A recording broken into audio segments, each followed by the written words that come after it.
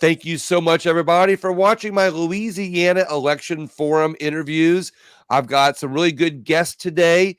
They're talking about positions they're either running for, their state rep seat. We got an attorney general candidate up a little bit later.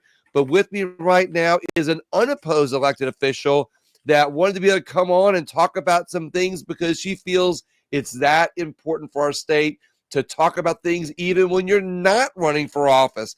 Is that right, Representative Moore? Yes, it is. You're right. I really appreciate you coming on because I've always known you to be somebody that not only works hard for your district, but you genuinely seem to care. And even when people don't agree with you, you still seem to care about what they think, even if you don't agree with it. And that says a lot about you and your listening skills, but also the fact that you're able to work with people. And I want to talk about that a little bit. How are you? Oh, I'm doing great. And thank you for those kind words because You're I've always tried to work with people, even if we disagree, still try to come and meet somewhere in the middle to get whatever problem we're trying to address, get it done. So you're getting you got automatically reelected unopposed, and this is how many this will be your how many terms for you? This will be my second term. Okay, good. All right. So now where is your district anyway? My district is a large part of South Monroe, the town of Richwood, and a portion of West Monroe. Okay. So let's talk about that's your area. What are the problems that are facing your area that you're trying to parlay on a state level? Well, I Meaning, think you're a representative of a local area, but we all know that you're trying to work for the state too.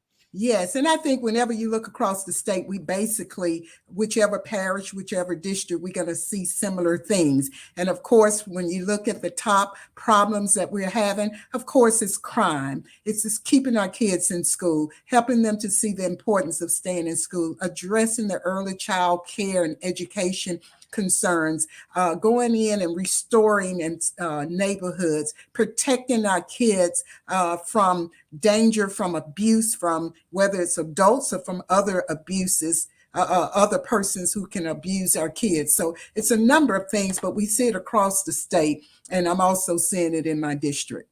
I like that you're also focusing some attention on protecting our children. And I think that's really important to do that. In what ways have you seen children under attack? Well, one of the things that I've seen them under attack is this abuse. You know, we have not only just physical abuse, you can see that, but I'm talking about sexual abuse. We see that in the community. We see physical abuse. We got to address that. One of the things that we're seeing is minors. When you got both minors and one child is pregnant and they both were minors, so that is something that I'm going to be looking at the next session. How can we continue to protect our kids? Because I really think one of the things we did was SB 7. When we were looking at explicit sexual materials. I feel like that, of course, can cause some of the problems that we are having with minors and with young people getting engaged in sexual activities at an early age. Of course, they have access to social media, their phones, and what they're seeing on television. But it was brought to my attention several times when you have two minors, like one is age 12 and the other one is 16. What does our law say? How can we protect it when the young child is 12 years old and now pregnant?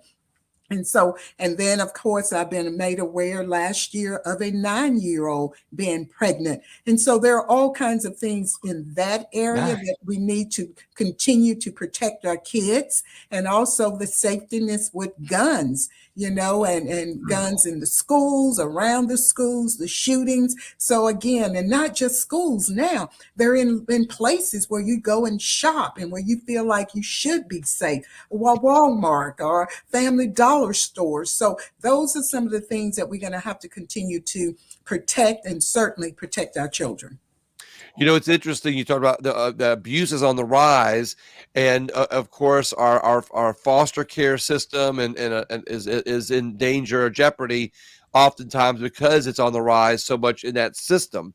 So I guess there's things that we could do in that system to help improve our children's lives that are in that system. Is that correct? Yes, and I was fortunate enough to help with the sexual trafficking. We were able to give a nonprofit who's been out there working to assist with the kids, and some of them are coming from that, the foster care that have aged out. So yes, we got to continue to protect our kids in every way. So you mentioned the library bill. You said SB 7. There was a Senate bill that was taking sexually explicit books out of libraries from the Senate side. Yes, it was Senator Cloud.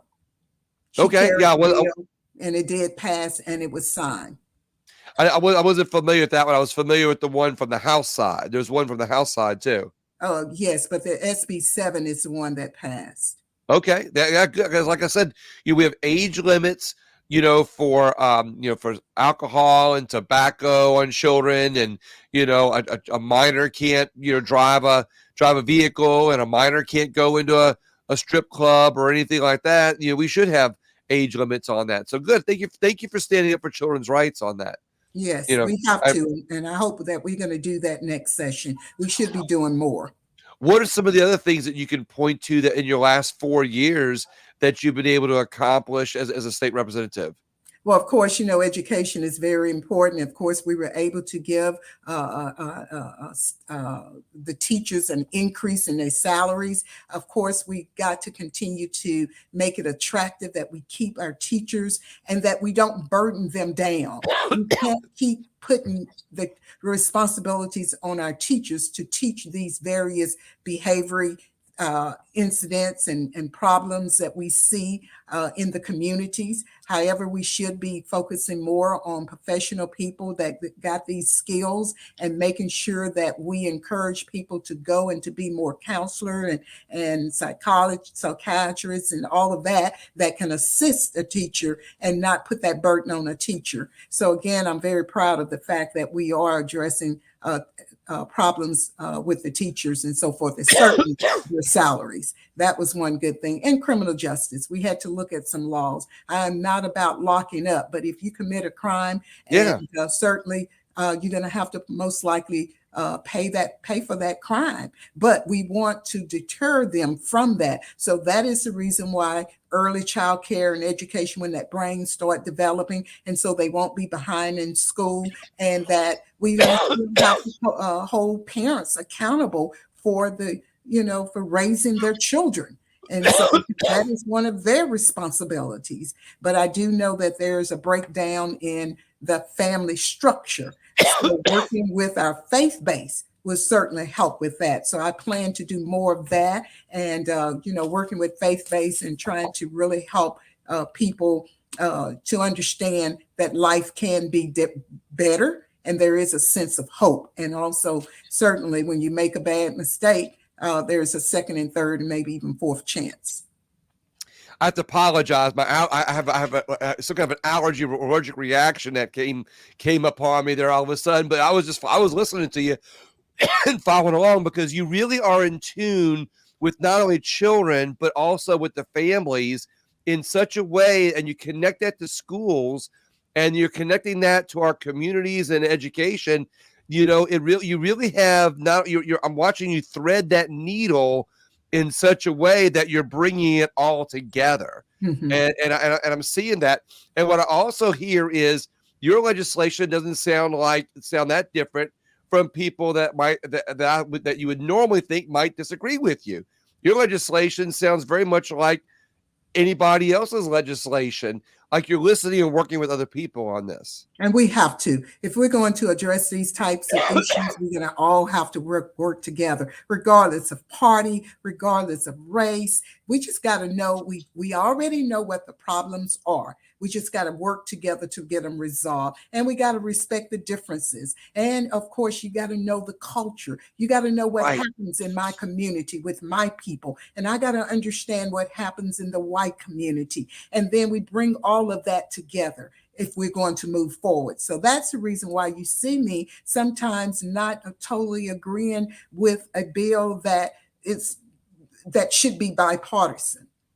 And well, and you see that's what I like hearing about you. Like, you're actually taking your experiences in your community, and you're actually talking with other people in other communities that are different from yours and working on legislation that represents both for the state of Louisiana. Yes. What other problems do you think Louisiana is faced with? Well, of course, right now across the state, we got to keep our people here in Louisiana. My kids live in Texas, just next door, and my grandkids, they're in Texas. So, of course, you know what we have to do. If we're not FaceTiming, we're traveling. So that's the only time we can get a chance to see our grandkids, and the youngest is 2 years old. And so we really want to have that relationship, but we know we got to address some things. Insurance, of course, I know now that we know who our commissioner of insurance is going to be, but we got to address that. We got to address positioning ourselves to be able to attract good paying jobs and making sure that we have that workforce that is needed. So it's a lot of different things, a lot of challenges that we have, but we have to just keep on. We can't give up because it's a crisis. We just got to keep working at it. Well, an insurance thing is, like you said, is a huge problem. I've got some ideas for some legislation that I think we need to work on that will help lower some rates that don't even involve insurance companies at all. But that's for another story for another day. Okay. So what things are you seeing that you think could actually help our insurance rates in Louisiana? Is there anything you're thinking of? Well, I come from the industry, the insurance industry, because I worked for a company for 27 years and did, of course, retire from that company. So I understand about the industry itself, but we're going to have to come together, because you can have the good policies, the insurance coverages, but if people can't afford it, right, then it's not going to benefit. And then those that cannot, we end up putting you in a company that and the citizens, and you certainly can't afford it then. So we really just got to balance this thing out and find out what it is. But all of these we've just right now, we got fires, wildfires, we got hurricane seasons, we got nature that is really speaking to us. I see it. Climate, we talk about climate control and climate this and that, but we can't prevent those things per se. However, we can make better decisions, where we're building our homes and the type of materials that we're using and the elevation and so forth, that it can protect our homes, will be protected when there's a hurricane or tornado or whatever. But we got to address those issues. Well, I love the fact that you're tying that in too, that you're paying attention to what's happening on things. What do you have any ideas to help not only bring people into Louisiana, but bring businesses back into Louisiana? Well, I think that, at one time, and I don't want to sound like I'm on the federal level, because I know I represent, but we gave all our good paying jobs, manufacturing jobs, we just gave them to another country and all. We're going to have to come back and start looking at trying to get those jobs here. But I think the most important things is we got to have that workforce ready. And companies will come if we have the skills, the job skills, the education levels that they need. They will come to our state, because Louisiana is a great place to live. Yeah. It's a good cost of living. When you compare us to California, whatever, those people pay a lot more to live there. Here, it's a great place to live. Cost of living is just really great. But the skills, the job skills, the training, those companies need that. And again, of course, you got to look at making sure that we get control of crime. And I love how you're bringing that up. You're sounding like a lot of other elected officials in that same body, and I'm bringing that up for a purpose, because everybody thinks that just because you have an R behind your name or a D behind your name, you think differently and you don't think about the same issues. And a lot of things that you're saying right now are what I hear from everybody's issues. And so this tells me that you're not paying attention to party line. You're paying attention to the needs of Louisiana. That's correct. And that's what we got to focus on. And I can't wait until next year when all of us are there and we can truly focus on it. We got to put aside parties. It's about the people and their needs. So I'm looking forward to going back and working the next 4 years to address the people's needs. Well, 2 more quick questions before my next guest, Representative Moore. One, are you for eliminating the income tax, the state income tax? Well, I know there's a lot of talking, especially from our candidates that are running for governor, talking about it and so forth. But we really have to look at it. And then they're comparing us to Texas, that's where most of my family, but you got to look at it. When I look at Texas, I look at all those big corporations. I look at some things that we just don't match up to. So I'm willing to listen. I'm not quite ready to make that decision right now, but I'm willing to listen. See, there you go. That's a very balanced approach. Now, of course, I'd like it more if you said, you want to get rid of all the taxes and everything like that. But the reality is this: I tell people that like I did an interview with another representative that I didn't really agree with everything they said. But what I liked about the conversation is that sometimes when you disagree with people, you have a conversation that sometimes creates even a better roadmap. And Correct. in your case, like I might want to see the elimination of income tax, and you say I want a balanced approach. Well, maybe as we're discussing that balanced approach, other good ideas come out. So I appreciate that you have an open mind to it, and you're willing to work with people on that. That's a good one. Yes, it is.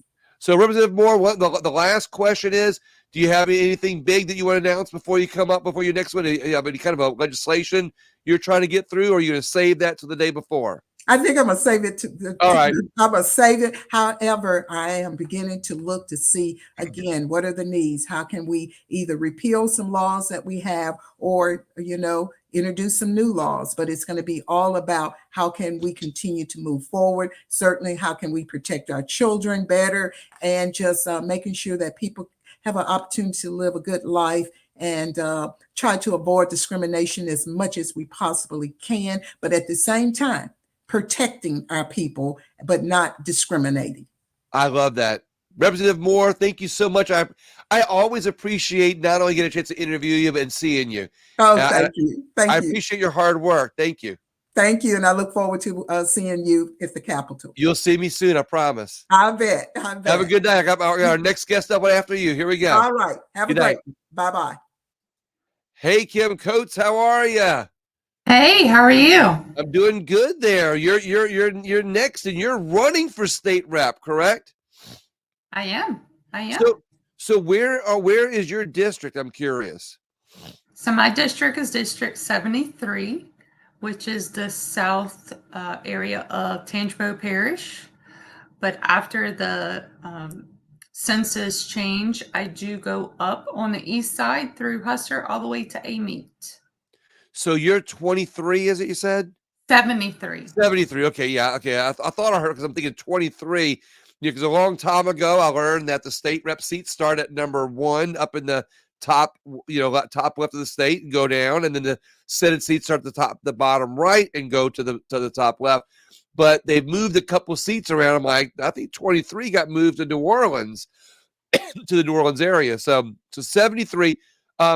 So Tangipahoa, a meat area, that kind of thing. Well, Ponchatoula. Ponchatoula. Yes. Who used to hold that seat? So Dr. Bill Wheat currently is the state rep, and then he is running for the Senate seat that moved here, which is 37. Yeah, it's a new or newly not a new seat. It's the same number. We have the same amount of numbers, Senate seats, but it's new to that area, right? Correct. Wow. So what did you do before you decided to run for state rep? So I am currently on the Tangipahoa Parish Council. So I'm a councilwoman for District 10 here in the parish. Most of my background has all been banking, 25 years, mortgage and commercial lending and stuff, and been here all of my life. This is a unique combination. So mortgage, banking, finance industry, school board. So politics is not new to you. So you're school board, parish council. Parish council. I'm sorry, parish council. So parish council. Mm-hmm. Parish council. And so I'm sorry. It's okay. What's interesting is, like in the beginning, during Pat Moore a minute ago, Representative Moore, I had a little bit of an allergy attack, so I'm just now kind of catching up, on but anyway, hearing wise, that is. So anyway, so parish council. How have you been on the council? This was my first term. Okay, So this So, seat comes open. You see an opportunity to be able to do something different, maybe make a bigger difference. What was the catalyst that made you wanna run for state rep? so actually, it wasn't in the plans. My constituents pushed me, and the only thing I committed to them at first was to pray about it. So I prayed, and it just kept leading me in this direction. And so I started making some phone calls. So I talked to Dr. Wheat, who was, very neutral, just told me the ins and outs and things to expect. I spoke to Representative Sherman Mack, who's right next door. He was very supportive. And then I met with Senator Beth Mizell, Oh, and wow, okay. she was really the one that really pushed me over and really encouraged me and started introducing me to some people. That's really not only a unique combination of people, but a well-balanced one.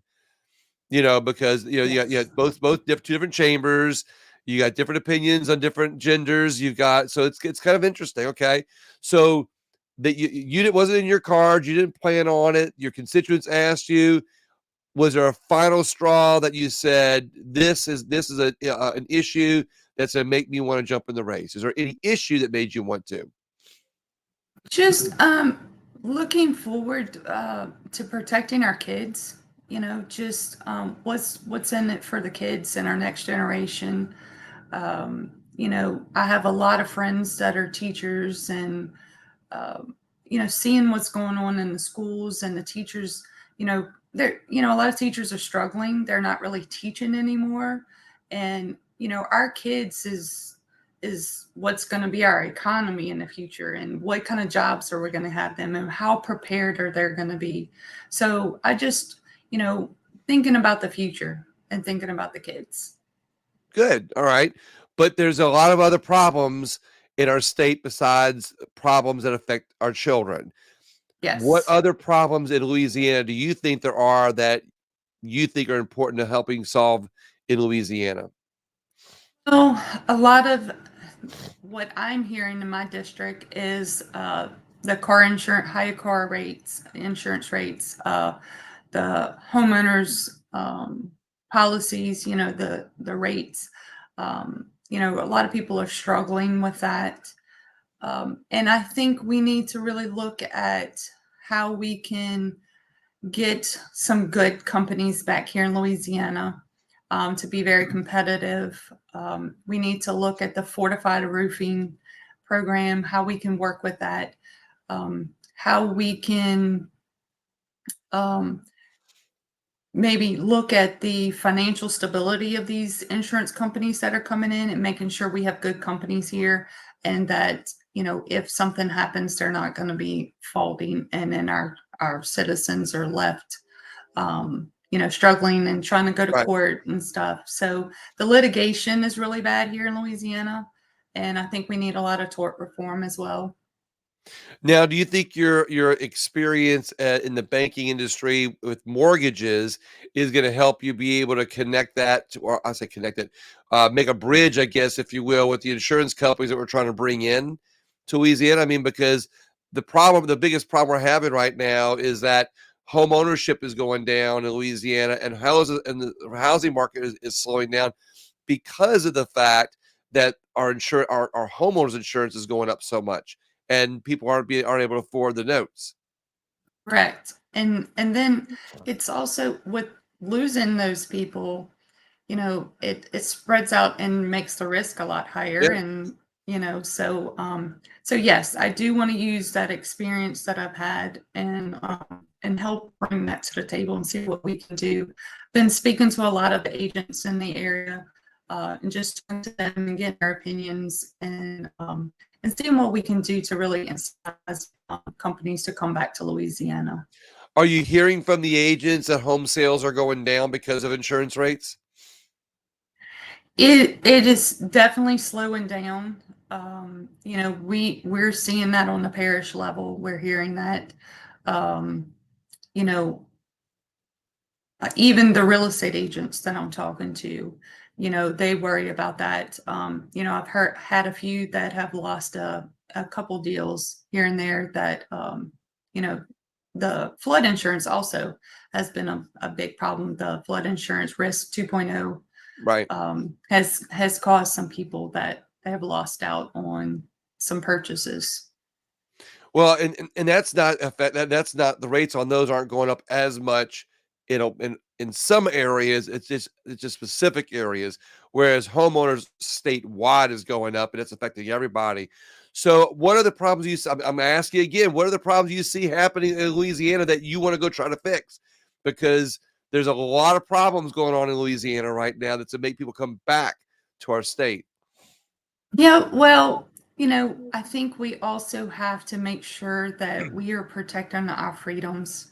I'm hearing on the campaign trail, some people are really worried about what is coming down from the federal government and how our local and state officials can help protect our freedoms, from religious freedoms to Second Amendment freedoms, and not be forced to do things that they feel like those are violated. See, now you're speaking my language, because that was one of my questions for you near the end here, is where are freedoms under attack? 'Cause I think freedoms are under attack in America, and I do a couple shows a week on this, on where where they're under attack, but they're under attack in places that we don't realize. On a federal level, it's with growing government. It's with the bureaucracies getting bigger, and now that in Louisiana we're seeing budget, these budgets that are spending more and more money on projects. And look, I'm just a simple guy, but when government spends money, there needs to be more people to help them spend it. There needs to be people to do the paperwork. There needs to be more people to do the work, which means government grows. And when government grows, if we don't find ways to cut expenses and they're hiring more people, things get our freedoms end up getting trampled on. Maybe not as much on a local level as on a federal level, but it can happen. And that's what I want to hear from you, is that are you when you work on legislation, are you going to keep freedom and liberty in mind and our state constitution in mind in such a way that you'll make sure that legislation does not affect freedom and liberty, and also find ways to maybe shrink government that's infringing on our liberty? Yes, definitely. Because I sit on the finance committee for the parish. And so, when we need to maneuver or adjust our budget, we can. And I know at the state level, we have a lot of statutory type funding and stuff that is locked in, and we cannot shift that. So I think we need to really visit that in the budget and how we can reduce some of that waste, and be able to use the money more wisely. And just that growing government, to me, in my opinion, it's not what we need. Yeah, government is like that old movie from I think the 70s, The Blob.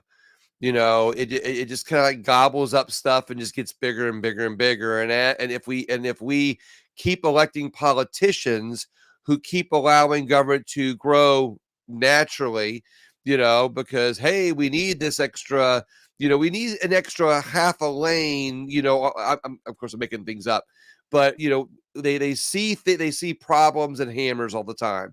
And instead of finding ways to cut expenses, it's easier to grow it, because all you gotta do is pass another millage, show justification, and it's easier to grow it than it is to shrink it.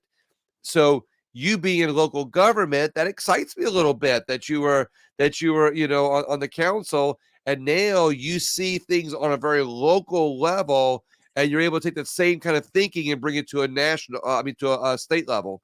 Is that where we're going with this? Yes, definitely, definitely. We have to be very cautious on what we spend and how we spending it here locally. And I think we need to, and we try here not to continue to grow and expand unless, you know, it's a strong need and we have the revenue to back it up. And I know, you know, there's been a lot of talk that we had the big surplus, but then in the next coming years, we're going to have a deficit.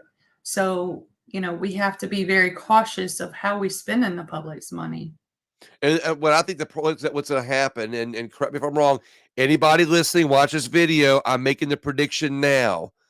In 2 years, when we hit that deficit, I predict what's going to happen in 2 years is going to be the same thing that happened in the last 15, 20 minutes of the last session, where they waited till the last 15, 20 minutes of the session to pass a budget and get it done. And while I certainly have heard from people who say, well, we need to spend the money and improvements, I get it. The problem is waiting till the last minute makes it inefficient and done incorrectly. What do you think about that?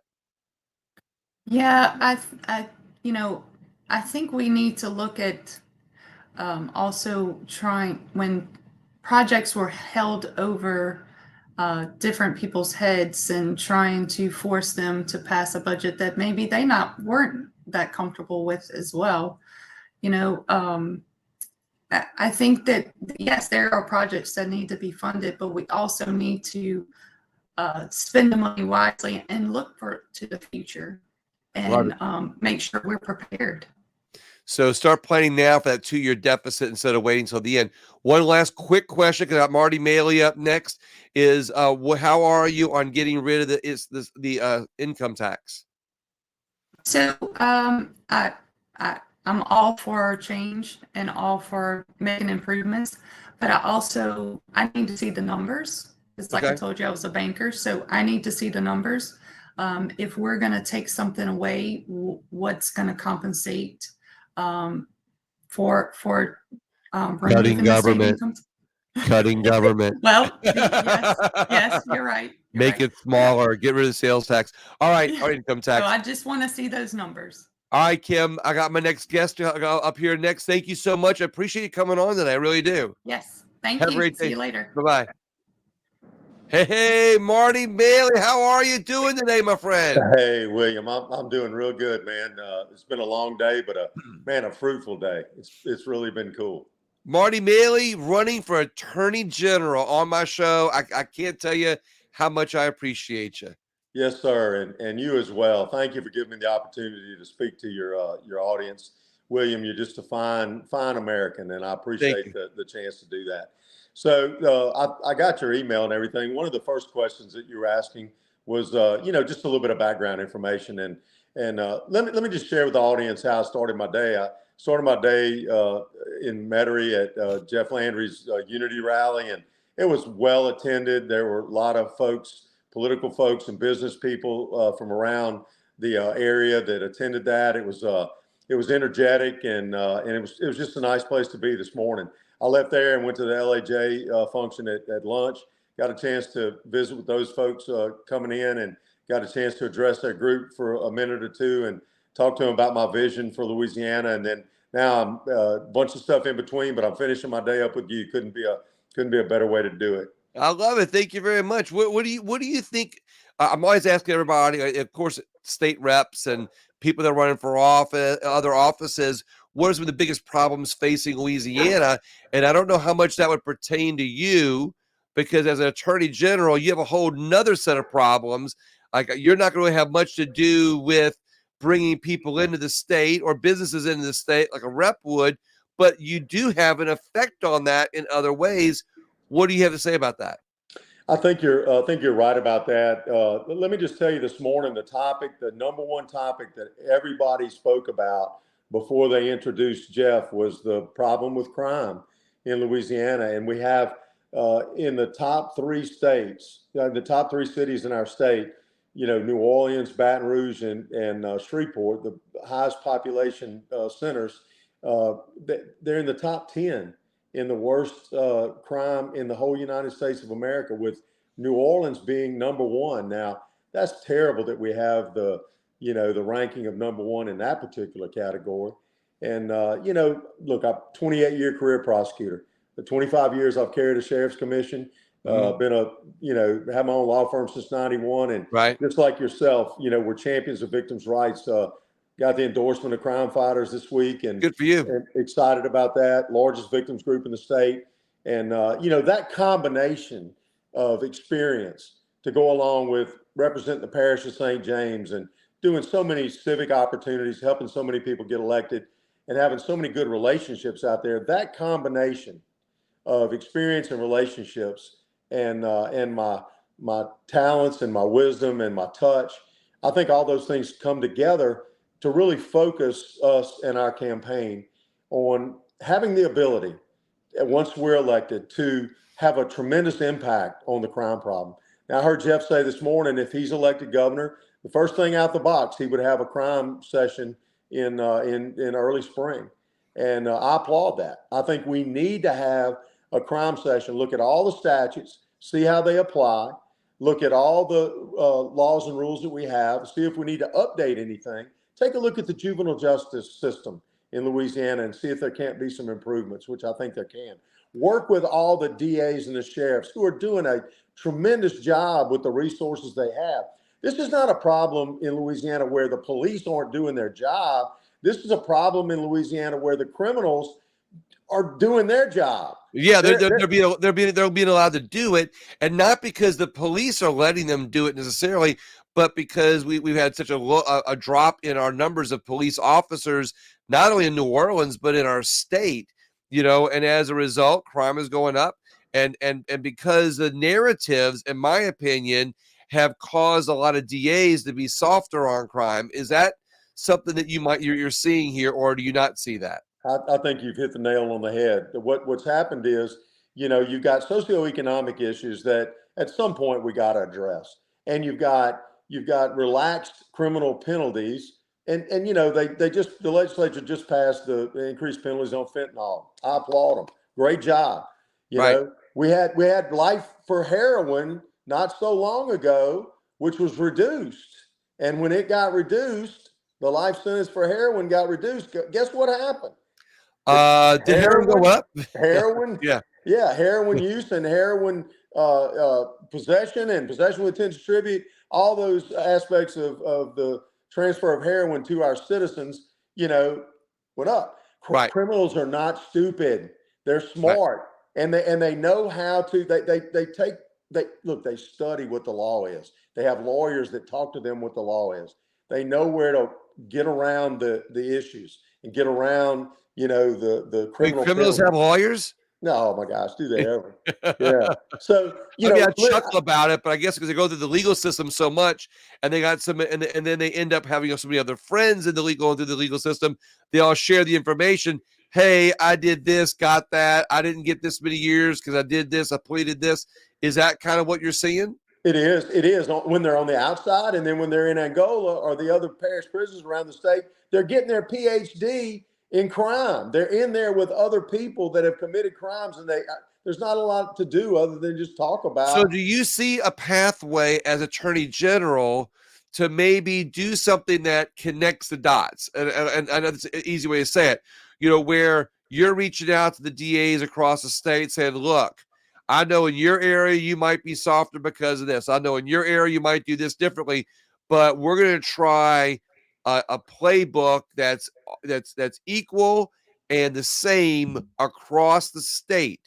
And there's no deviating from this, because now word gets out that everybody in the state's on board, and you can't jump to another parish, get a different charge, and everybody's on it, and everybody's working with each other as a team to reduce crime on a state level. And so let me be transparent and brutally honest right now. So, the AG doesn't have any independent authority over the district attorneys. The DAs have constitutional authority, right? Who, when, where, and how to prosecute.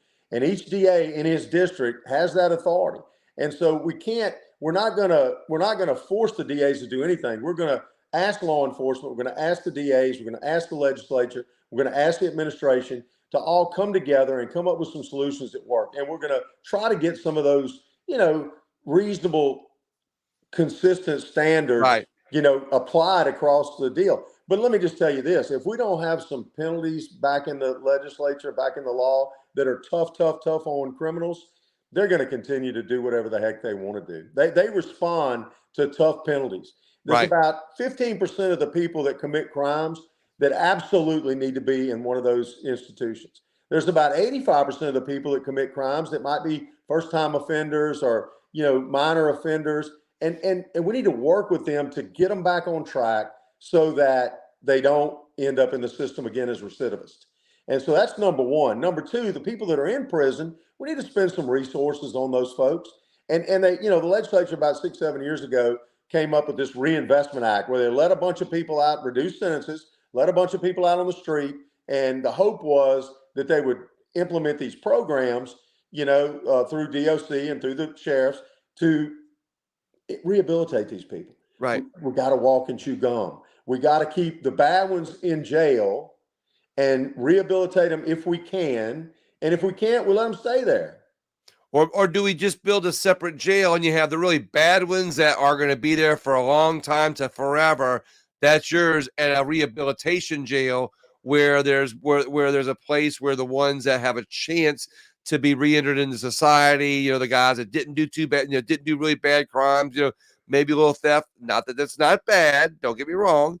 I always look at both sides to try to make the point, but is there, and not that for building more jails, but to your point, if we're just locking people up, we're spending a lot of money, a lot of time and resources to just put humans away, for a long time, when if we spend some of that money to rehabilitate them, we can make them members of society again. Is that? I think you're right on point. The citizens of Louisiana are tired of this high crime rate, and I think the timing is right now to get them to buy into some of those ideas and programs. The tiering aspect is something that you and I have talked about before, both in the juvenile justice system, which, by the way, needs to be torn down. The two tiers of that need to be torn down and need to build back one tower in the juvenile justice system that absolutely makes sense. And it makes sense to save as many of those kids that are in that process as we possibly can and not make them career criminals. That's number one. And that's for the future. For the present, we got to deal with the folks that need to be in jail because they are a danger to all of us. Right. And we need to deal with the ones that are in jail that are going to come out within a reasonable period of time. And we need to invest some resources in those people. And it's a sensitive topic because the victims are mad when they are victimized by these people. Right. They don't want them to ever come out of jail. And I understand that. You and I deal with that a lot with our victims group.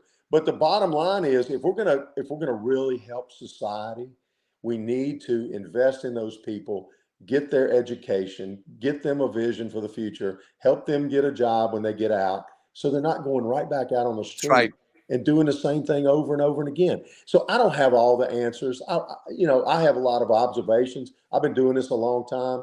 I've sat at the table with really, really strong and bright DAs over the years and heard them talk about these problems. It's like I have an advanced degree in this because I've heard all this discussed for so long.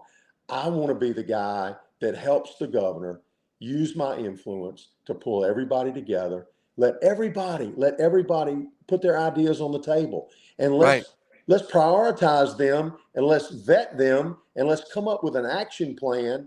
It's not complicated, a few action points, just some things that we're going to absolutely do within the first year of being elected that's going to make a difference. And watch, when it makes a difference, the citizens are going to look at it and they're going to see the stats and they're going, and look, and some of the stats in crime are going down in certain areas. They told us this morning, Jefferson Parish crime is coming down. They're doing some things right. St. Tammany doing some things right. Crime's coming down. But there are some areas where it's just festering and it's spilling out into the other areas, and we got to work together on this problem. I used to be, and I understand. I say I used to be. I still understand how I used to be the guy that would say, just lock them all up. You steal a penny, you're locked up. Like you get locked up for everything. But then, as in the last bunch of years, I've watched bills go through the legislature, and I hear about these criminal reform bills, and I hear about these ways to help reform criminals, because knowing that many of these guys, they're going to serve 5 years, 3 years, whatever the case be, a short, and be back out. If they're not reformed and we don't do anything for them to get them back to their potential while we have them in custody, what's going to end up happening is when we let them out, they're going to be recidivist. Because once they face civil, when they get released, they're faced with what's called civil death because they're felons. They got a record, they got a rap sheet, they're not able to get another job, and as a result, they're more likely to commit more crime than they are, to be productive citizens. If we reform them while we have them, that is the best investment we can make as a society, and do things to help instead of doing that. And you've seen lately the governor has contemplated releasing a lot of folks that were in there for really serious crimes and had life sentences, and they've asked the governor to pardon them. There's a couple of hundred of them at last count. And so, the DAs and sheriffs are just absolutely raring up on that. And the reason why is because, we have an obligation. When we prosecute somebody, we have a victim on the other side, and we sit with that victim and we promise that victim that we're going to get justice. We're going to see that justice is done. And when somebody that's murdered somebody and their family comes forward and we get a conviction for a life sentence, which is what the law provides for, maybe the death penalty, then that family has a little bit of closure. They have a little closure on that case and a little peace. And when you rip that scab off by letting that person out after 15, 20, 25, 30 years back onto the street, then that's a problem. That's breaking the trust that DA and assistant DA and his staff had with that victim. And it creates it sends the wrong message. And so the next time we have to prosecute somebody, the victims walk in and they say, hey, guess what? We don't believe you. Marty, guess who I've got up next? Who you got? Well, it's an ear right now. I see an ear. I see an ear. My friend, brother Jeff Wiley. Hey, there you go. He's up next. Oh, Marty, man, that's so cool. Look, the sheriff, when he was sheriff, you couldn't have found a better sheriff in the state of Louisiana. That man right there, he was a leader. And in Ascension Parish, if you committed a crime, he was going to hunt you down like a bulldog and put you in jail until the DA could deal with you. I love it. Well, Marty, I appreciate you. I appreciate the crime fighters endorsement, because I also appreciate the fact that as Attorney General, you want to help victims at the same time. I think there's a good connection there. We're going to interview you again some more, because I think your statewide position is a very important one for fixing crime. But my next interview is Jeff Wiley. William, I gotta do that before I go. There he is, Marty Male for a time. All righty. All right, Marty. Have a good night. Thank you very much. Take care, Sheriff. Yes, Marty. Best of luck to you. Hey, Sheriff Wiley, how are you, sir? Well, I'm fine. I've got audio. I have no idea how to hook me up on the video. Well, you're on video. Well, I can't see you, is I guess what I'm saying. Oh, I can see you. Well, that's how this works. Yeah. Well, actually, you're supposed to see me too. There's usually a little small screen on the phone on the bottom. Like you'll see, like what will happen is you'll see me in the big picture, and then on the little box you'll see yourself at the bottom. But that's all right. William, we can I still disclosed see to you earlier, I'm afraid to touch any button right now. Yeah, you're good. You're doing good. You don't need to see me anyway. Look, you're much better. You're much better looking than I am. Go ahead. Go ahead. So what's the pin on your lapel? Oh, Old Glory and the United States Marine Corps flag, of which I'm a proud veteran, military police. Yes. Okay. Well, nice. Well, you're going from, how long have you been sheriff? This is part of your background. How long have you been sheriff in Ascension Parish? Well, I was 6 terms, William, from 1995 until 2019. Yes. So 24 years. Well, yeah, 23. Yes, sir. 23 years, yeah. Roughly. So now I'm curious. You're going from being sheriff, which is not only a really great position, in my opinion. It certainly has a lot of I don't want to say power, because I hate giving power to politicians, right, or elected officials, so to speak. But you're going to move. You're going to a state rep seat. It's going to be a busier, more broad spectrum seat. I'm just curious, why the leap? Well, well, no doubt. When you say power, yes, that has so many negative connotations. But let's call it unilateral authority. Okay. Sheriffs are afforded that by the Louisiana Constitution, and so yes, I am well aware. And if I have forgotten one time, my colleagues are telling me again that I will have an adjustment, shall we say, to being one of 105. As Okay. opposed to one of one, at least in Ascension Parish. Okay. But I'm the kind. I need to be humble periodically anyway, and I've been there and been the agency head. Now I want to be a contributor in mass in a collective group. This is really interesting, different comparison in not only authority, or as you say, unilateral authority, but not only were you in charge of the Louisiana Constitution as sheriff, you actually, as a sheriff, had a big duty to uphold the United States Constitution, in Ascension Parish. I mean, that's a big job. A lot of people don't realize that our sheriffs are the local authority when it comes to upholding the Constitution of the United States. Now you're going to go back to focusing on the Louisiana Constitution, but what's it going to be like not having that kind of authority, knowing the weight that you carried with the federal Constitution? Well, I don't know yet. I am, I guess, aware of the reality of being one of many. But I spent a quarter of a century, being the agency head of the Ascension Sheriff's Office, and arguably the fastest growing parish in the state during that time. It was unprecedented growth, and we managed it, I think, quite well. We meaning the local governing body helping me and my deputies. So I would suspect that I will get there and try to prove my mettle early on in building relationships, which I've always been, I think, fairly good at. And then, like I did as a young sheriff, finding other sheriffs and observing them. That's what I will be doing with other legislators, and quite frankly, aligning myself with them and learning from them. And then I got to get busy because it's I'll spot myself a little learning curve because I know I need it. But I also want to be part of the go team with a new governor and likely a Republican governor, and then a new Senate, and hopefully a Republican Senate and a super Republican majority state representative. And I just think there's a whole lot of unfinished business left to be done, and I don't want to be on the sidelines watching it. I want to be integral. So you want to be a part of the national championship team, is what you're telling me? I'm sorry, sir? You want to be a part of the national championship team, is what you're telling me? Oh, well, yeah. Where's my ring? I'll be looking forward to getting it. Yeah. So now, as you could probably tell a few minutes ago, I was trying to ask you more questions pertaining to the federal Constitution, which sheriffs uphold, and I was summarizing, making it simple. Of course, I'd really like to talk about that more in another conversation later. But as the sheriff in Ascension Parish, when you saw it increasing in population, how did you see crime dropping, or was it increasing based on population, or did you see it go down a lot?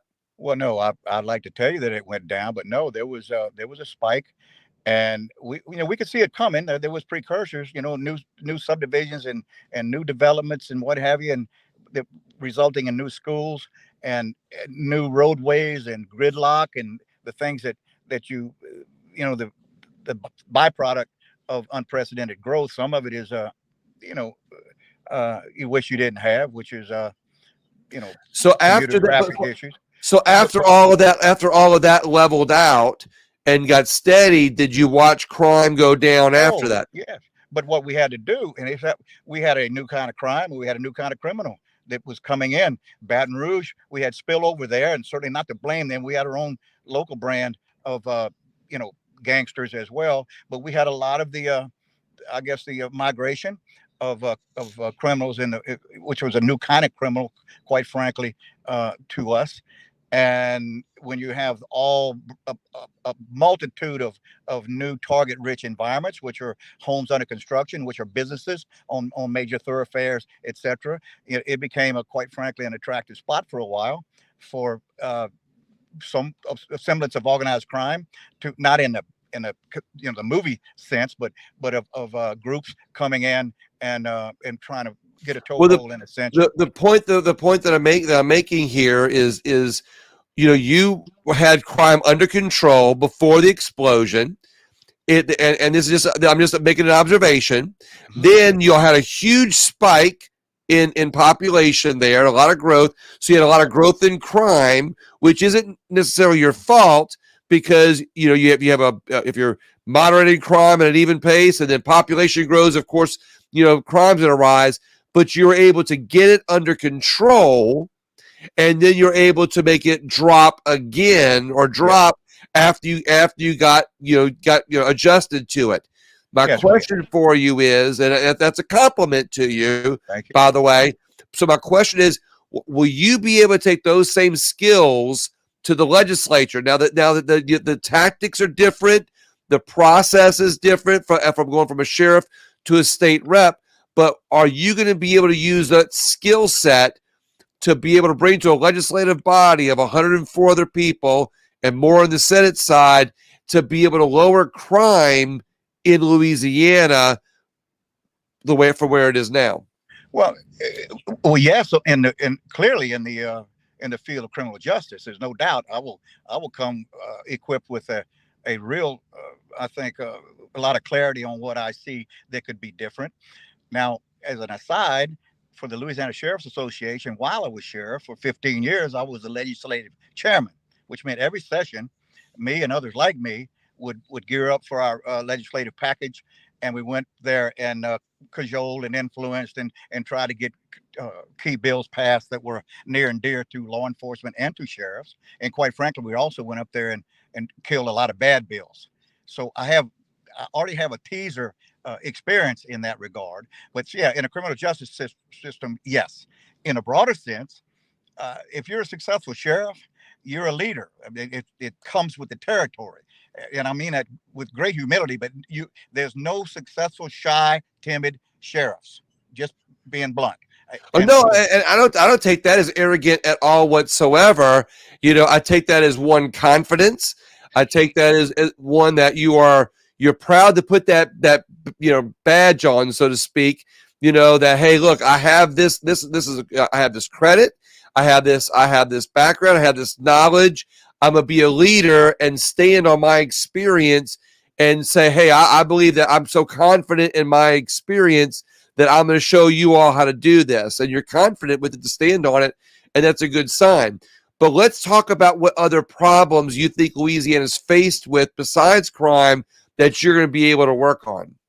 Well, I'll wait to see how it boils down on written legislation. But there's just a lot of things that drove me to run, William. One of them is, and this, I can't be more serious, our country's upside down.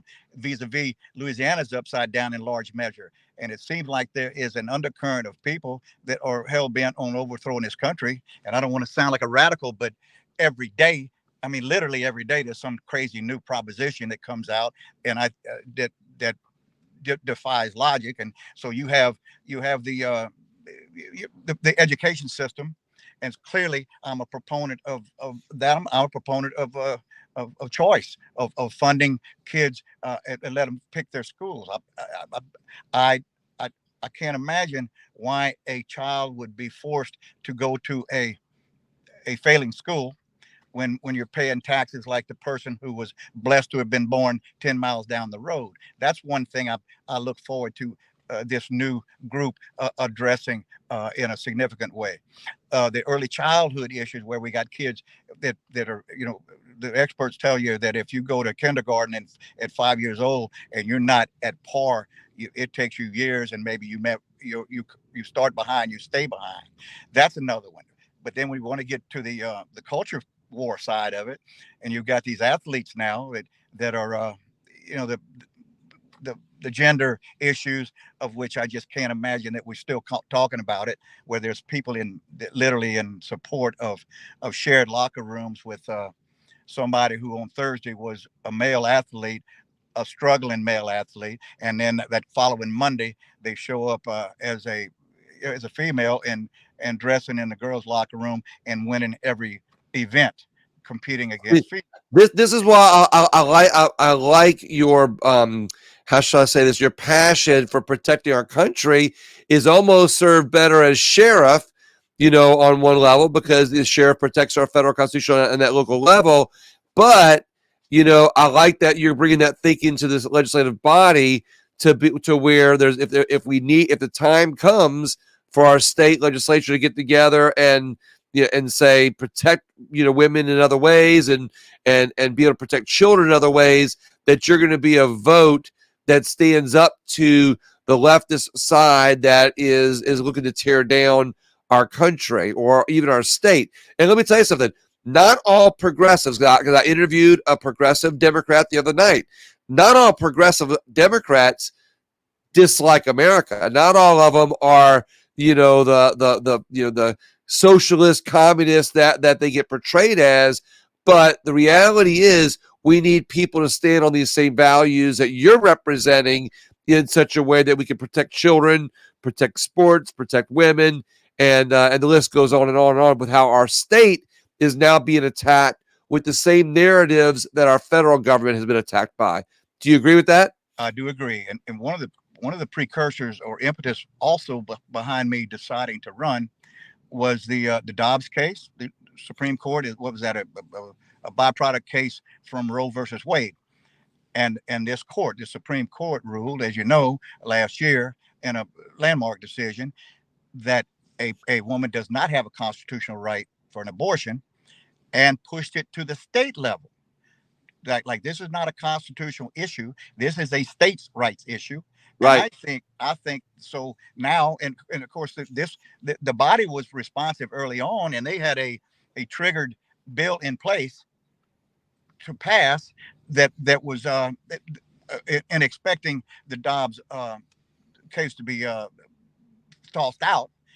Well, I think this court, I think you're going to see more of those, William, where they're going to start saying this has no business in federal court, has no business in a federal issue. Right. It's a states' rights issue.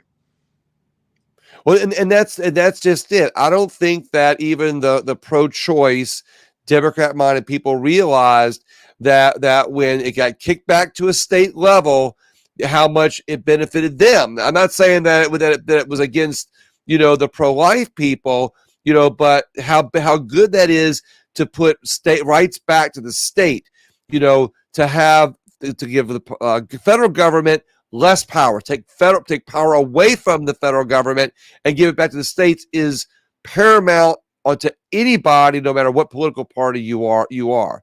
So let's also talk about what else you think that we need to do for Louisiana, what else you can work on when you get there.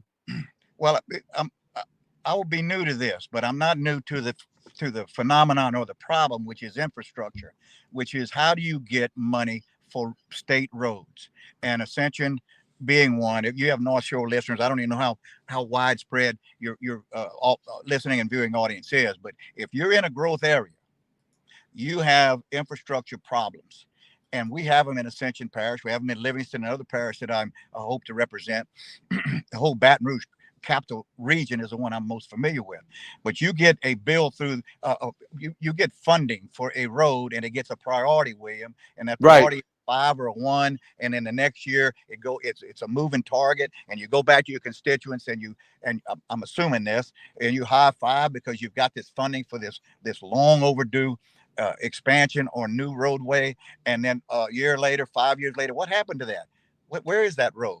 Yeah, where's that road? Where's that money? Yeah, and so I would fight for, even if it's bad news, the what is that? Truth in lending, a truth in building, which is this is the funding, this is the funding year, all right, and this is your written letter of confirmation, and that way when the administration change, somebody can't hide behind, that was then, this is now kind of thing. So the whole DOT thing, I just think it's quite frankly a mess. Okay, and the process is so political. And I'm not maybe even talking about DOT per se. I'm talking about how the political process gets to where it got today.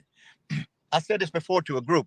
I love North Louisiana and Central Louisiana, but when you drive north of I-10, all right, think about it. When you're driving Alexandria, Monroe, etc., you have these beautiful roads that are wide and they have shoulders, and you might pass a car every now and then.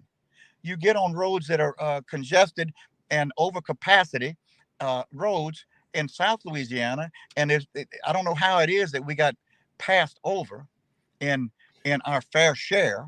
And if you went to a math book and said, okay, where is all the money on the gas tax and the taxes applied to road improvement, where's that money come from? God bless those rural parishes, but the money is coming from those parishes of growth, of commerce.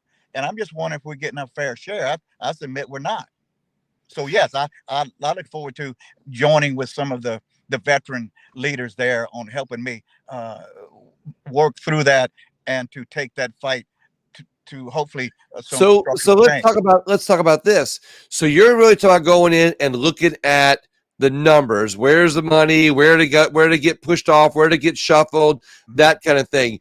But are you also willing to do the hard work to find out where it can be cut? Where can cuts be made to actually shrink government? A lot of elected officials talk about how they got the money, they bring the money back to the district, which is great because a lot of districts need the money, and I get it. But nobody's talking about shrinking government. Everybody's talking about we're going to cut taxes and we're going to allocate the money, but shrinking government. Have you thought about that? Well, of course I have. The most immediate. I don't want to get away from this DOT directly issue, and I don't know about cutting DOT. It's a behemoth. I'm sure I'm talking way more about reprioritizing and revolutionizing the process of funding of specific projects. Right. But on the taxation side, before we close, I will tell you and remind your listeners that there's a 0.45 cent sales tax that will sunset in 2025. That's about $500 million of revenue that will disappear then. All right. We will be called upon, you book it, to renew some or all of it. I will not. It was a promised bill. It was a promise for a 5-year because of anticipated shortfall. Here comes COVID. Here comes stimulus money. We have had for the last 2 years unprecedented surplus in the state of Louisiana. One of my colleagues, Tony Bacala, who was my chief deputy for years, is a soon to be a three-term state rep and a very, very technical, brilliant guy. He tried, William, to get some of this largesse that we had in the last 2 years, unanticipated surplus, to set it aside and prepare for the shortfall in 2025 of this sales tax. He didn't get the first base on it because it was Christmas. It was the cookie jar was open and everybody just had fun funding stuff. Okay. Well, I predict what's going to happen is the same thing that happened at the end of last session. The legislature, and I'm not criticizing anybody, the body, or as a whole, but I've watched it happen the last session. They wait till the last minute to try to pass a budget. And you know what's happen in 2 years when they need that money, they're going to end up waiting till the last day of the last session and try to find out what they're going to do with that half-cent sales tax, and if they have to renew it, and they're going to hang it over. Anyway, I go on and on and on what's going to happen. Let's talk about a couple other things. That I want to talk about is: are you for cutting taxes, and are you for cutting the state income tax? I am for more discussion about the income tax. I'm not trying to dodge your question. I don't know enough about it. Here's what I do know. Is that the most progressive states who are kicking butt in southern United States are those states who don't have a state income tax. All right. That seems to make real sense to me. Obviously, that revenue creates a shortfall. How that's replaced is reality. So in a word, yes, I am for discussion and exploration of some real things. Awesome. Well, and then one last question, because our next guest just came on, is and you know her well. But how will you put freedom first when it comes to the legislature? Oh well, I mean, I might be what is it? Harm an overdose on the freedom aspect. And if I wasn't, the COVID lockdown woke me up more than well, woke the country up. I hope more than anything else could have. When we take our basic freedoms, were taken away from us by executive edict at the Right. national and at the state level. So you will fight you will fight to protect freedom in Louisiana. Yes, sir. So, I will fight to protect freedom. Yes, sir. Sheriff Wiley, next up, I know you can't see her, but next up is Kathy Edmonston. Oh, wow. Yes.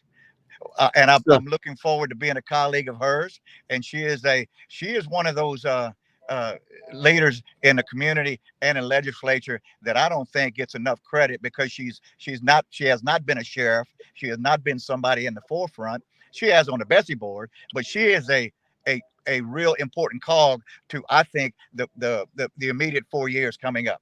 And I look forward to serving with her. Awesome. Sheriff Wiley, thank you so much for being on there. I really appreciate it. Call me again. Thank you, William. I will have you on again before the election there. You have a great night. Bye, guys. Yes, sir. Bye. Representative Edmonston, how are you doing today? For you. I love your red. You look wonderful as always. Thank you so much. Thank you. I appreciate it. I had a little trouble getting on, but I'm here. I'm glad. I was getting a little worried, but I said I know Representative Edmonston is going to be there. Well, I'll always carry you through too. He's got. You don't worry. I had other people had problems getting on today, so I had another on my other show earlier. I had somebody had a hard time getting on, but that's all right. So you're in Ascension. Can you describe us your district? So for the people who don't know, you kind of know where your boundaries are. Yeah, I'm pretty much sort of in the middle of Ascension. I have the city of Gonzales, most of the city of Gonzales, Galvez, Sanama, and a lot of rural, but the city limits are mine. So just Ascension, no other parishes. So I love just serving my people in my parish. I love it. I absolutely love it. So, where I don't have to ask your background, because you've been a state rep for how many years now? I've been a rep for 4 years. This is my first term, going into my second. And prior to that, as you know, I was on the board of elementary and secondary education for 4 years, rolled off of that board that day and went in and was sworn in the same day. So yeah, 8 years of public service. And before that, I worked for Ascension Parish Schools, and I advocated for parents and children that were having some kind of difficulty in school, whether it was behavioral learning or whatever. And it was extremely rewarding, but difficult. And education has changed so much just in the last 3.5 years since I retired. It's unbelievable. That's amazing. So you've been fighting for children for quite some time, because I know you've had legislation in the last 4 years that's fighting for children, and I really appreciate that, because a lot of people, really realize that our education system and children are under attack in our not only our country but in our state in particular. Yes. What legislation can you point to in the last 4 years? It might be one, might be three, might be six, that are like not only your marquee projects, but things that you're most proud of having passed, been a state representative. Well, all of my legislation has been vetoed by the governor. But what my area of interest was, and what my constituency and people in the state wanted, was freedom, medical freedom.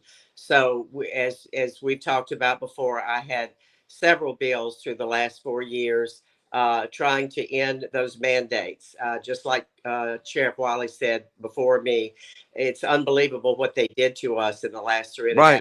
But they did it to us because we allowed them to do it to us. Right. So as just to a little aside here, as people start talking about and you start hearing about little pockets of places in the country where they're starting to mask up and they're starting to talk about more COVID and more vaccines, we know that we are not going to do that again. Right. We will not comply. If the majority of the population goes out and says, hey, throw us all in jail, like a mandate is not a law. A rule is not a law. And if all the population gets out there, we go to the restaurants and the restaurants all open, and we support those restaurants and we support those businesses that stay open, they can't arrest us all and put us all in the gulag. I mean, they can try, but yeah. Getting that many, aren't they? So in 4 years, you said the governors vetoed every one of your laws in 4 years, or is it just the last year? No, the ones that as I think we've talked about this. We've probably talked about this on 2 programs of yours, but I had a piece of legislation that all it did was just mimic the law that we already have, and that schools, if you're going to require vaccinations, then when you send out information about that, you also send out the information in RS 17170 that gives us already by law the ability as a parent or as a student to opt out of the vaccination requirement. We have had that in place for probably almost 20 years, but parents and even staff don't even realize that. So we saw the need. We carried this first 3 years ago. We saw the need to make that law so that people would know that they absolutely had that right, and vetoed it every time, or either it was always vetoed or it got hung up. I think last session it got hung up in the Senate and never did get called up. So that's really unfortunate. Are you keeping track with how many times the governors vetoed your bills? Yeah, somewhere. Because that would almost be like a badge of honor, that because your ideologies and your beliefs are so different, and that you've been vetoed that many times. I'd almost try to have to wear that like a badge of honor, but I also will use the opportunity to say this too. Is that I think all too often a lot of representatives and you hear the conversations, how many bills did you get passed, or how many bills that person get passed? And everybody talks about how many bills they got passed. Well, the problem is sometimes I think that the legislature needs to go in there and just do nothing and not get any bills passed and keep their hands off of all the different things and all the time that it takes, the money that it takes to do that. Granted, I understand we need to do some things. We need some legislation, and our Constitution is such a how should I say? It's such a labyrinth of rules and laws right now, with so many different amendments going on it, that we almost need either another constitutional convention or some legislation to unwind what's going on. Do you see it that way? I do see it that way. I do. And you know what's going to happen in November, hopefully in October, we're going to have a Republican governor. And also in those elections, we're going to elect a supermajority, I believe, in the House and a supermajority in the Senate. And it's going to be an amazingly different situation and scenario with that taking place. I love it. Absolutely. You have a guest on the show, I do. I have my son. Yeah. It's opposite. There you go. We'll wave at him. Hey, how are you? All right. Good. Well, so now tell me now, we know what we know what you're able to accomplish in the last 4 years. And like you said, well, we know that you were vetoed. Is there anything that was passed that you're very proud of? Nothing of mine that was passed. No. Okay. Hey, look, like I said, that just shows that you have very conservative values, and that you're very governor. What's that? I said that didn't line up with the governor. That's exactly right. And now you're running for office. What do you think that you can do in this next session? But before I want to ask you, before you answer that question, what do you think are Louisiana's biggest challenges that we're faced with right now in the next year for the next session, which not being a fiscal session, we can do just about anything? Well, I think there are several issues. I think one issue that we have, I was on another program this morning. Insurance is a huge issue for the people of this state. We are seeing our premiums go up, both in auto insurance and homeowners. We maybe made a little dent, but I don't think we've done enough. I don't know what the answer is. I was on the insurance committee, and then the speaker changed committees, and I'm now on criminal justice. So, but when I was on the insurance committee, it was very difficult to claw through the mire of everything and figure out exactly what to happen. I know that we have insurance companies that are making tons of money, and I know that I see my friends and neighbors struggling to make their premiums. And so, whatever we have to do to change that scenario, we need to do. So I definitely think we need to work on that. Obviously, we need to beef up our workforce and bring back oil and gas jobs, bring back oil and gas industry. I mean, it's pretty much shut down in the last 8 years because, well, you know what the governor's agenda is. And that hasn't been a part of it. So I definitely think we need to do that. Education is a huge issue. You know my background. I worked for 22 years for the Central Parish School System. I was 4 years on the state board, but I was never on the education committee. Right. So I'm looking forward to, with the new speaker, I have commitments from all of them that I will be on the education committee. And that will be a breath of fresh air for me because for 4 years, there are things that I believe I could have brought to the table that I was not able to do. So looking forward to be able to do that in the next With week. the experience you have, we certainly need you there.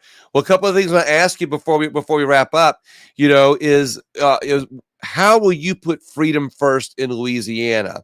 And I'm gonna give you a little background. I've been saying for a long time, I think freedom in America is under attack. And I think that our 10th Amendment gives us a lot of separation from government overreach. Problem is, federal government has learned how to tie this, how to, I guess, poke through that veil, of the 10th Amendment by tempting the states with all this federal money all the time. So I think freedom's under attack in that way because, like I said, Department of Education says you teach certain things in your schools or you don't get the money. And that's just one minor example. You know that, being in education. Right. So I also see with all this money that we're going to be spending in Louisiana because they bumped the spending cap last session, and now we're going to get all this extra money coming in.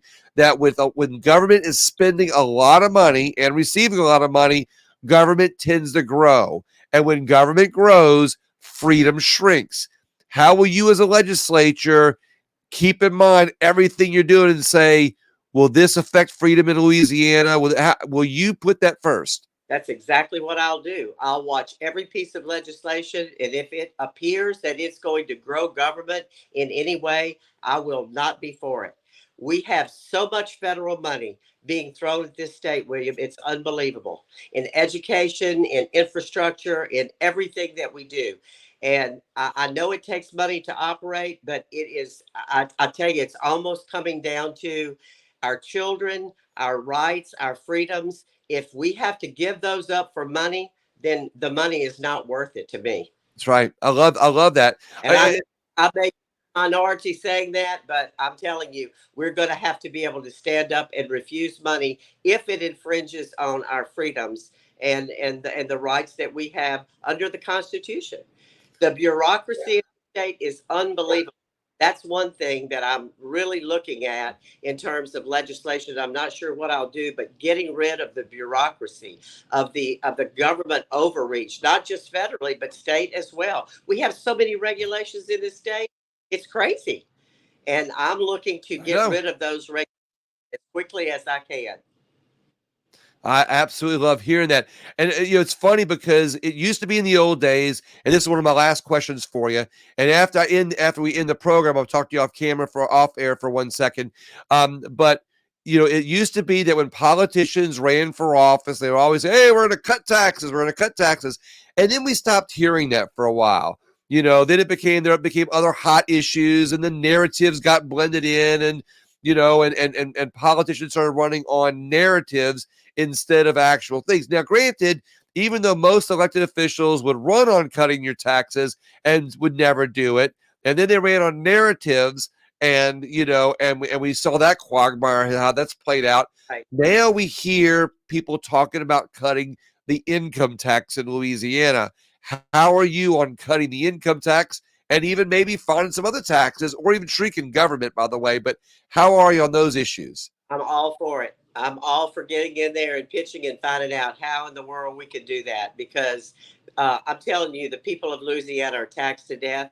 We are not, the benefit that we're getting from the money that we're paying in is almost minuscule. So I am definitely for cutting the income tax and working to see how we don't, hang ourselves up by doing that. And there are ways that we can do it. We looked at it real closely last session. And we weren't successful, but I believe this session we will.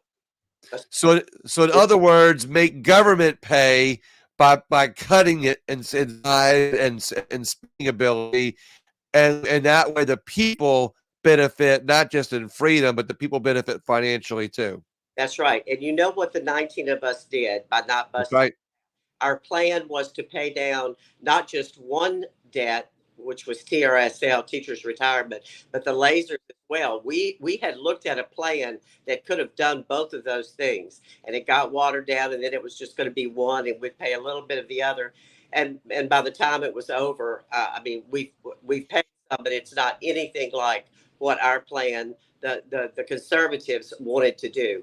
And as you know, there were several of us that did not vote to bust the cap. And I know. a lot of people got punished for that as well. That's another thing we need to change, is the cronyism and the corruption that is in our state government. It's unreal. So you're looking to not to go in and fix things. You're going to make things better and more efficient in such a way that the people will benefit from an efficient government instead of one filled with cronyism, narratives, and roadblocks and punishments. Yeah. And you know what? As I say that, I almost can feel that people would hear that and go, well, what else is due? Everybody says that. But all I can say is I truly am here to serve the people. I have no interest in anything for myself. I want to, and not just for the people, for me. I pay too many taxes. You pay too many taxes. Right. We've got to change that. But you know what, though? Like you said, many people can say that, when you say it, when you maybe, oh, she can saying that. Yeah. But you actually stood by that. People look at your voting record and say, okay, she's voted the way she's feeling right now. She's saying that, but she's voted that way. They can look at your record and see that you're not just saying it, you actually did it.